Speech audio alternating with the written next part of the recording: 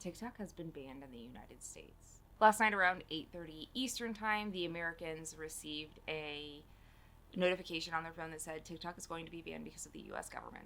Point blank period. You could bypass it, but then about an hour later at 9:30 p.m. Eastern time, you could not bypass it anymore. This is what the pop-up looks like, and I don't really like the way that it's worded personally, right? Because let's remember who all of this started with. Anyways, Americans are quickly learning that we don't actually have freedom of speech, and all of that is a farce, but millennials knew that after 9/11 when we started getting our rights taken away under the guise of you guys are in danger.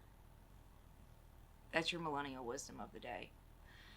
So, a lot of people don't know what to do. They don't know how to react. And the cosplay community especially is going to be incredibly impacted by this. I want to give a little jab to cosplayers who primarily make their income on other platforms. You are not special. And your job is not more important than the cosplayers on TikTok's jobs. It's not harder. It's not more difficult. It is just different. And we don't just get on live and act like NPCs. There is actual work involved. And the TikTok Creator Fund was the best across any platform. For 1 million views, you made about $1,000 on content that was over a minute, which was actually so beneficial to the cosplay community. As much as people want to complain about short form tutorials, everyone uses short form tutorials. And if you are a good tutorialist, you can fit a small tutorial into a small video and make money off of it so that your knowledge is getting paid for, but your followers are getting that knowledge for free, because knowledge should be free. Knowledge should be free. I'm not going to criticize how you make your bread. But I also think that accessibility within the cosplay community is really, really important, and everyone should be able to learn how to sew, and everyone should be able to learn how to create things, and we should not be gatekeeping our information. The great benefit of TikTok was that cosplayers could make money off of the tutorials they were making to help their followers make things. TikTok allowed cosplayers to make longer form content, a minute plus. It's long form on TikTok, not on YouTube. To talk about social issues within the cosplay community, to talk about tips and tricks, to talk about tutorials. I have shown how best to go into a judging room. I have had so many conversations about the social aspects of cosplay. My most viral video that I've ever made is about safety for wearing cosplay contacts. Because people just shove things into their eyes without thinking.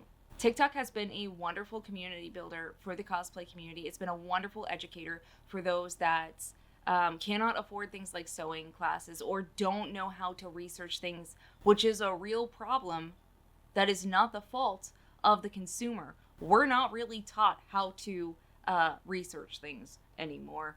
We want things handed to us. Blech.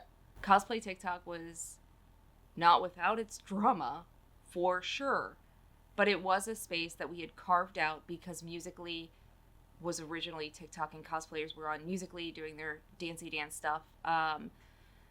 We kind of carved out our own niche on the app, and we were able to make income as cosplayers pretty easily. Yeah, we had to post all the time because the algorithm will drop you if you're not posting consistently. But we were able to make money using the editing tools that were in TikTok or CapCut, which has a pro version but is free and is really, really easy to learn. It introduced so many people to editing. It introduced so many people to putting their face on something and having an opinion. And it also introduced so many people to the kindness of the cosplay community that is not someone standing behind a cell phone for 10 seconds dancing and having a blurb of text on their screen canceling someone because they ship a pairing that someone else doesn't like. Can we stop doing that? And when I came onto TikTok, I was actually really struggling with who I was as a person. We were coming out of the pandemic, which is still going on. But we were coming out of the pandemic. I had lost myself. I had quit my job because I had to take care of my children during the pandemic, because they didn't have school. So someone had to be there with them. And that was me, because I made less money. But I had lost everything that I was, and everything, every bit of me. And I came back into the cosplay community on TikTok, wanting to be a resource primarily for competitions, because I had a lot of experience in that. And I had judged and I had competed and whatever. And that is kind of where I reconnected with myself as a cosplayer. Through my 2.5 years on TikTok, I have learned so much. I have found a lot of joy, a lot of community. I've made some of the best friends in my life through that app. And it's really, really frustrating that the government sees that as dangerous and bad, which they actually don't. That's just what they're telling us. It's all a lie. And while the TikTok cosplay community has not been without its pitfalls, because, like, absolutely, yes, the cosplay community has a lot of drama in it. No more drama than any other community, but we think we do. It's still, my work as someone who really tried to promote cosplay is for everyone. Let's normalize our negative feelings about cosplay. Let's talk about what it means to be a positive cosplayer and a positive impact within this community. I met so many wonderful people that were so sweet and kind, and I've had people walk up to me in person and say, I didn't think I was allowed to cosplay anymore because I am out of college and I thought I was too old for it, but you being in your 30s and still cosplaying and being passionate about it helped change my perspective. It's heartbreaking. It's heartbreaking. I want to remind you guys that content creation is a real job.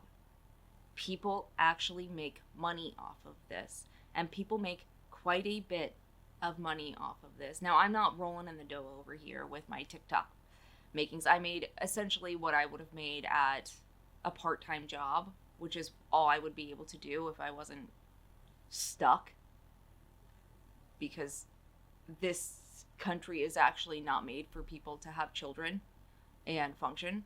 So many of us are now unemployed, not even fun employed. I called what I did 2 days ago fun employed, because it was fun. It was a dream job. It was, yes, stressful like any other job, and yes, I had complaints like any other job, but it was what I always wanted to do. And now all of that is gone, and I'm left with, I don't even know if I'm going to make the money, receive the money that I have made so far this month, because you get paid out once a month on TikTok. I don't know if I'm going to make the money that I have made, like receive that next month when I get paid. I don't know that I will, but I also can't post right now, and I can't check how much I made. Everything is down. And for those who are saying, just use a VPN, the VPNs are crashing too. The VPNs are overwhelmed because 174 million people just lost their access to an app. The VPNs aren't working. Beyond that, I wouldn't be able to make money because TikTok is banned in America. So it's all stupid and it's all ridiculous. And like, yes, I would make my stuff for free, and I did for free for a long time until I was accepted into the creators program. But like, hey, the money was nice. The money helped support my family. The money helped me make more tutorials and buy more tools for tutorials to teach people. It's absolutely devastating, and I'm so upset about it. This is supposed to be America. And I know America is a liar. Like, I know the government is a liar. And if you fucking tell me, so leave. Yeah, America makes it pretty fucking hard to do that. And guess what? We are set up in a way that we don't have enough money to do this stuff. If I had the money to do it, I probably wouldn't be here. I don't know where I'd be, but not here, especially not in Ohio. Love Ohio. It's a beautiful state. Hate the politicians in Ohio. Anyways, it's frustrating and it's scary. There are about 5 million businesses that are on TikTok. There are 1.3 million full-time creators on TikTok. For comparison, there are about 5 million teachers in the US. Can you imagine if overnight every single teacher lost their job? Not even to mention that TikTok brings in $24 billion into the US economy. And you know what's shitty? You know what's really shitty? I still have to pay my taxes from last year on an app that I can't access. They banned it. I shouldn't have. Why should I? What? You guys told me I can't have that job. I don't want to pay taxes on it. I'm not going to commit tax fraud. That is not what I'm going to do. It's just asinine, and it's frustrating for people who have the means and access to aid. I want you to remember content creation is a full-time job, and you would not be able to see a lot of the things that you see on TikTok if it didn't pay people. We wouldn't have the ability to do that. So if your favorite cosplayers have a Ko-fi, have a Patreon, have some form of showing love, please do that. To our non-US friends, I have heard there is kind of a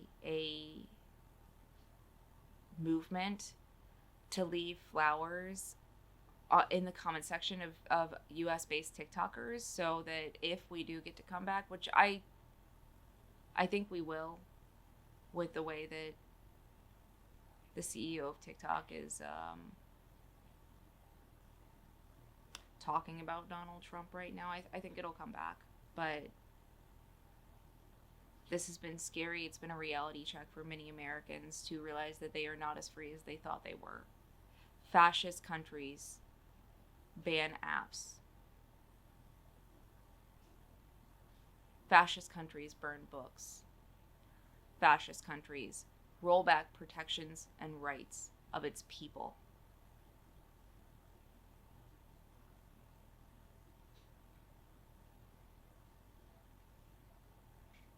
This really sucks.